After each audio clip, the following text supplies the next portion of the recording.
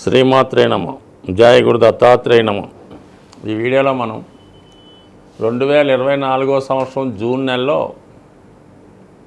తులారాశి వారికి మాస ఫలితాలు ఏ విధంగా ఉంటున్నాయి అన్న విషయాన్ని మనం పరిశీలిద్దాం. మరి ఈ నెలలో ఈ తులారాశి వారికి ప్రారంభంలో ఒక 15 రోజుల పాటు చాలా విషయాల్లో మాత్రం పనులు వాయిదా పడటం జరిగే అవకాశం ఉంది.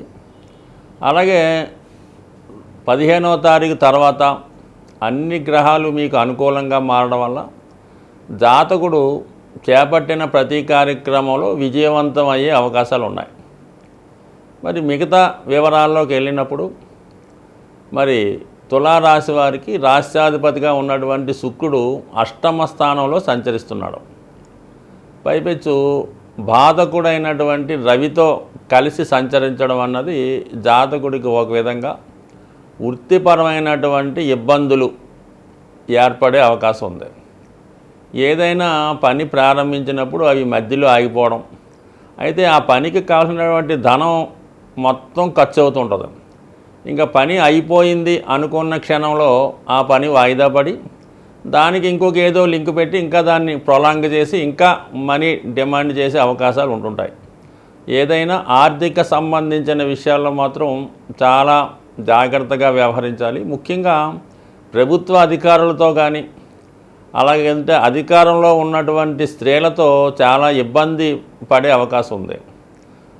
దానివలన కొన్ని అవమానాలు, అలాగే మనం చేసినటువంటి పని అంతా వృధా అవ్వడం కూడా జరిగే సూచనలు ఎక్కువగా ఇండికేట్ చేస్తున్నాయి. అలాగే మరి బుధుడు కూడా వ్యయాధిపతిగా భాగ్యాధిపతిగా అష్టమ స్థానంలో ఉన్నాడు. అంటే ఒక విధంగా మన యొక్క సామర్థ్యాన్ని ఎంత వెచ్చించినా కూడా ఏదో విధంగా అది వేస్ట్ అయ్యే అవకాశం ఉంది. ఇది ముఖ్యంగా ఏంటంటే ఎక్కువగా తులారాశిలో సెలబ్రిటీ రంగంలో ఉంటారు. అలాగే సాఫ్ట్వేర్ రంగం, సినిమా పరిశ్రమ, అలాగే యూట్యూబ్, ప్రస్తుతం ఈ ఎలక్ట్రానిక్ మీడియా, టీవీ మీడియా అందరూ కూడా ఎక్కువగా ఉన్న వాళ్ళ మీద ఈ ప్రభావం ఎక్కువగా చూపిస్తూ ఉంటుందన్నమాట. సో ఏదైనా ఒకరికి ఉపకారం చేద్దాం అనుకుంటే మీ వల్ల ఉపకారం పొంది మిమ్మల్ని అపకారం చేసి మిమ్మల్ని అన్పాపులర్ చేసే అవకాశం ఉంది. అంటే ఏం లేదు, అంటే మీరు చేసినటువంటి కృషికి మనీ ఎగ్గొట్టే ప్రయత్నంలో మిమ్మల్ని ఇబ్బంది పెడుతుంటారు, అంతకుమించి ఏం లేదు. అంటే మీకు సహకారం పొంది మీకు ఇబ్బంది పెట్టడం జరుగుతూ ఉంటుంది. సో ఇక కుజుడు అంటే మీకు కుజగ్రహం మీ రాశి వారికి, తులారాశి వారికి వ్యతిరేక గ్రహం. అది సప్తమ స్థానంలో సంచరించడం మరి అత్యంత బలవంతుడై రుచిక మహాపురుష యోగంలో ఉన్నాడు. సో అది ఏమవుద్దంటే అది మీతో కలిసి వ్యవహారం చేస్తున్న వారికి లాభిస్తుంది. అది మీ భర్త లేదా మీ భార్య కావచ్చు, లేదంటే మీతో కలిసి వ్యాపారం చేస్తున్నటువంటి మీ వ్యాపార భాగస్వాములు కావచ్చు.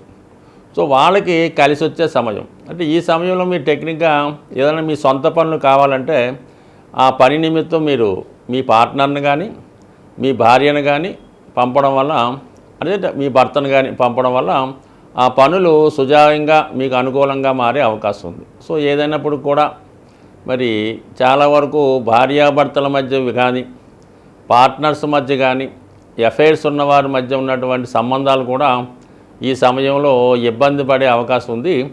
ఒకరిని ఒకరు డామినేట్ చేస్తున్నారేమో అన్నటువంటి ఫీలింగు మీకు కలిగే అవకాశం ఉంది. దానికి పంచమంలో ఉన్నటువంటి సాటర్ను సప్తంలో ఉన్నటువంటి కుజుడి మీద దృష్టి పెట్టడం వల్ల కంపల్సరిగా ఏదైనా చిన్న విషయాన్ని పెద్దదిగా చేసుకొని ఈ వివాహ వ్యవస్థలో ఉన్నటువంటి బంధాన్ని కొద్దిగా ఇబ్బంది పడే సూచనలు ఇవి ఇంకా టెంపరీ.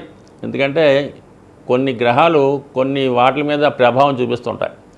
రవిగ్రహం ఉద్యోగ సంబంధించిన విషయాలు ఎక్కువ ప్రభావం చూపిస్తూ ఉంటే కుజుడు వివాహ సంబంధించిన విషయాలు ఎక్కువ ప్రభావాన్ని ఇస్తూ ఉంటాడు. అందుకే ఇప్పుడు కుజుడు 7వ స్థానంలో ఉండి శనితో చూడబడడం వల్ల కంపల్సరీగా రాబోయే 42 రోజుల్లో ఈ వివాహ సంబంధించిన విషయాల్లో కొంత ఇబ్బందులు ఏర్పడడం, రిలేషన్స్లో ఉన్నవాళ్ళు కూడా ఒకరి మీద ఒకరు నిందలు వేసుకొని పరస్పరం విడిపోయేంత వరకు రావడం జరిగే అవకాశం ఉంది. అలాగే ఏదైనా కొత్త వ్యవహారాలు స్టార్ట్ చేయడం కూడా టెంపరీగా వాయిదా వేసుకుంటే చాలా మంచిది.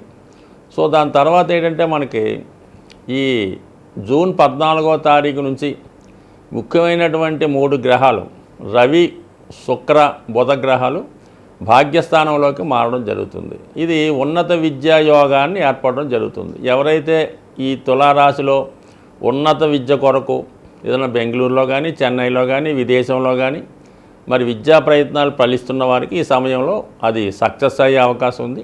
అలాగే విదేశ ప్రయాణాలకు చేద్దాం అనుకున్న, విదేశంలో ఏదైనా ఉపాధి కొరకు ప్రయత్నం చేసే వాళ్ళకి ఈ నెల 15 తర్వాత మీరు ప్రయత్నం చేయడం వల్ల అటువంటి సక్సెస్ అయ్యే అవకాశం ఉంది. అలాగే ఈ రాశిలో ఉన్నటువంటి స్త్రీలకు కూడా చాలా వరకు ఉద్యోగ విద్యా సంబంధించిన విషయాలు బాగున్నాయి. ఏదైనా ఈ రాశివారు రాబోయే ఇంచుమించుగా జూలై 15వ తారీఖు వరకు వివాహానికి సంబంధించిన ప్రయత్నాలు, వివాహం కాని వారు వివాహ ప్రయత్నాలు చేసుకోవడం కానీ, పరస్పరం రిలేషన్లో ఉన్న వాళ్ళు ఏదైనా పెళ్లి చేసుకుందామని అలాంటివి ఏమీ మొత్తం వివాహ సంబంధించిన ఏ విషయం కూడా రాబోయే 42 రోజులు ఏ విధంగా కూడా చర్చించకుండా దాన్ని టెంపరీగా వాయిదా వేసుకోవడం మంచిది. ఒకవేళ మీరు ఎవరైనా వివాహం చేసుకోవాలనుకుని ఎవరైనా అమ్మాయినో, అబ్బాయి అయితే అమ్మాయినో, అబ్బాయి అయితే అమ్మాయినో, వాళ్ళు ఈ సమయంలో వాళ్ళని కన్విన్స్ చేయడం కానీ, వాళ్ళని ప్రపోజ్ చేయడం కానీ, వాళ్ళని రిక్వెస్ట్ చేయడం కానీ ఈ సమయంలో చేయకండి. మరి ఏదైనా జూలై 15 తర్వాత ఈ వివాహ సంబంధించిన విషయంలో ఒక నిర్ణయాలు తీసుకొని ప్రొసీడ్ అవ్వడం మంచిది. లేదంటే ఈ సమయంలో ఇలాంటి వివాహానికి సంబంధించిన విషయాల్లో ప్రాబ్లమ్స్ వచ్చే అవకాశం ఉంది. దానికి తగు విధంగా జాగ్రత్త తీసుకొని ఏదైనా జాగ్రత్త తీసుకోవడం కన్నా దాన్ని వాయిదా వేసుకోవడం మంచిదిగా సూచన. స్వస్తి. జాతకరీత్యా గ్రహాల రీత్యా ఏదైనా సమస్యలతో ఇబ్బంది పడుతున్నవారు, అంటే సహజంగా సమస్యలు లేకుండా ఎవడు కూడా జీవితంలో ఉండడం, అయితే కొంతమంది ఆ సమస్యల్ని ముందుగానే గమనించి తగు విధంగా ఆ సమస్యల్ని నుంచి బయటపడే విధంగా విధి విధానంగా ఏదో దానం ద్వారానో, జపం ద్వారానో, పూజ ద్వారానో వాళ్ళ స్థాయిని బట్టి చేసుకుంటూ ఉంటారు. కొంతమంది సమస్య వచ్చిన తర్వాత ఇబ్బంది పడి అప్పుడు ఏదో పూజలో పునస్కారాలు ఏమన్నా పట్టుకుంటూ ఉంటారు. సో ఈ విధంగా చాలామందికి ఏంటంటే ఏ సమస్య వచ్చినప్పుడు ఏ పరిహారం చేసుకోవాలి, లేదంటే ఏ దైవాన్ని పూజించాలన్నటువంటి విషయంలో కూడా సరైనటువంటి గైడెన్స్ లేకపోవడం వల్ల కొంతవరకు వృధా అవుతుంటుంది. అయితే ఈ నెలలో ముఖ్యంగా జూన్ నెలలో అన్ని రాశుల వారికి శాశ్వత పరిష్కారంగా ఈ జూన్ 6వ తారీఖున శని భగవానుడి జయంతి రాబోతుంది. సాధారణంగా ఏదన్నా ప్రత్యేక దినాల్లో మనం ఆ ప్రత్యేక దైవాన్ని పూజించినప్పుడు ఆ ఫలితం సంవత్సరం అంతా కూడా ఉండే అవకాశం ఉంది.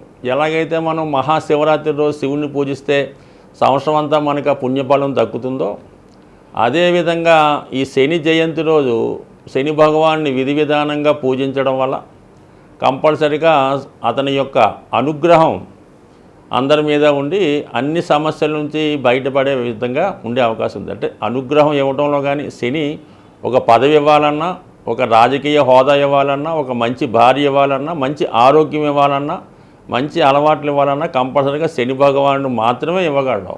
సో దానివల్ల మీరు ఆ రోజు విధి విధానంగా ఏదైనా శివాలయంలో శివుడికి అభిషేకం చేసుకోవడం, లేదంటే నవగ్రహాలు ఉన్నటువంటి శివాలయంలో ముందుగా శని భగవానుడికి అభిషేకం చేసి దాని తర్వాత విధి విధానంగా శివుణ్ణి కూడా అభిషేకం చేసి ముఖ్యంగా ఆ రోజంతా కూడా అంటే ఇంచుమించుగా సూర్యోదయం అయిన నుంచి మర్నాడు సూర్యోదయం అయ్యేదాకా కూడా చాలా నియమంగా వీలైతే ఉపవాసం ఉండడం, లేదంటే ముఖ్యంగా ఆయిల్తో నూనెతో చేసే పదార్థాలు ఏమీ తినకుండా ఉండడం, అలాగే నెయ్యితో చేసినవి కూడా తినకూడదు.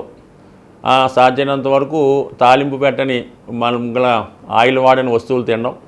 ఆ రోజు వరకు మీరు కింద భూమి మీద ఏదో ఒక చాపో తలగడ వేసుకు పడుకోవడం, అంటే ఎలాగైతే మనం అయ్యప్ప దీక్ష నియమంగా ఉంటామో ఆ విధంగా ఆ రోజంతా ఉండడం.